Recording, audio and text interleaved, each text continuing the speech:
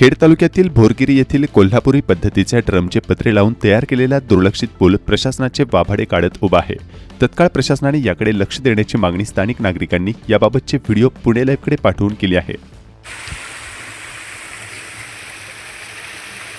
आम्ही सर्व ग्रामस्थ भोरगिरी येथील त्या बंधाऱ्यावरती उभा आहोत। आपण जर या बंधाऱ्याची अवस्था पाहिली तर अतिशय बिकट अशा प्रकारची आहे।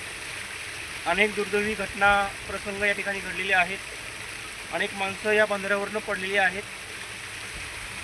पाणी साठवलेलं आहे, परंतु लिकेज जास्त प्रमाणामध्ये आहे। पाणी थांबणार कसं अशा प्रकारचा प्रश्न ग्रामस्थांना पडलेला आहे। याच बंधाऱ्यावरनं पलीकडे शेती आहे, 5-6 घरांची वस्ती आहे। जो कातकरी समाज अशा प्रकारचा समाज या समोरच्या डोंगरावरती राहतोय आणि त्यांना जाण्यासाठी अडचण निर्माण होती आहे। शेतकऱ्यांचा प्रश्न आहे।